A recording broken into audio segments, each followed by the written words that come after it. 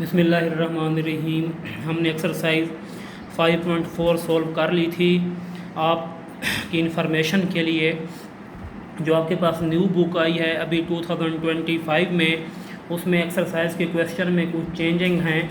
जो 2024 में बुक थी वो ये वाली बुक थी। देखें, इसमें 12 क्वेश्चन हैं और भी काफ़ी एक्सरसाइज है जिसमें एक दो क्वेश्चन चेंज है। तो जो आपके पास 2025 में बुक है उसमें कुछ क्वेश्चंस में चेंजिंग हैं। तो इस तरह 5.4 में भी एक एक्स्ट्रा क्वेश्चन ऐड था 225, तो उसको मैं सॉल्व करवाता हूँ आपको। वो क्वेश्चन क्या था? 25 क्वेश्चन था। A student must attend at least 160 days.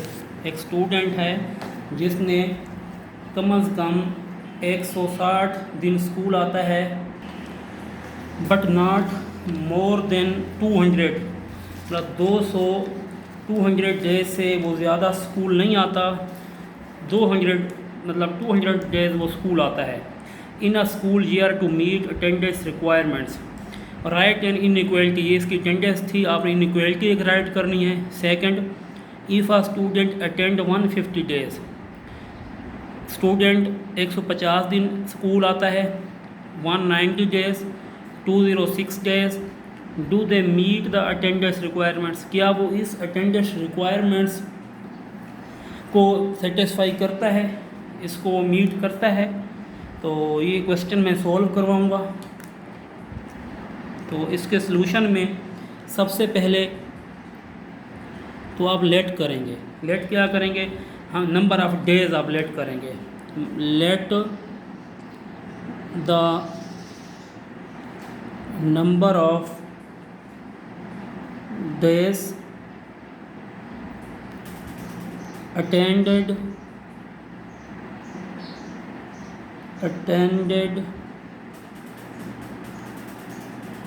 be represented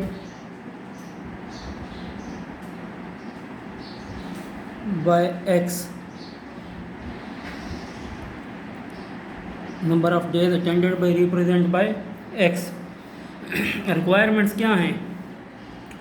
एक लीस्ट कहते हैं कि कम से कम 160 दिन, और मोर देन का मतलब होता है कि ज़्यादा, बट नॉट मोर देन 200, मतलब 200 हो सकता है और 200 से लेस भी हो सकता है। तो कंडीशन कैसे बनेगी? देखें, 160 less than is equal to x at least है, और x less than is equal to 200। ये ए में आपके पास इनइक्वालिटी बन गई है। मतलब 160 क्या है? Less than is equal to X, और x less than is equal to 100। मतलब 160 से स्टार्ट होता है और कितने डेज तक स्कूल आता है? 200 डेज तक वो स्कूल आता है। अब नेक्स्ट में बी पार्ट में वो कहता है कि आप क्या ये अटेंडेंस मीट करती है अगर वो 150 डेज स्कूल आता है। तो इधर लिखते हैं फॉर 150 डेज।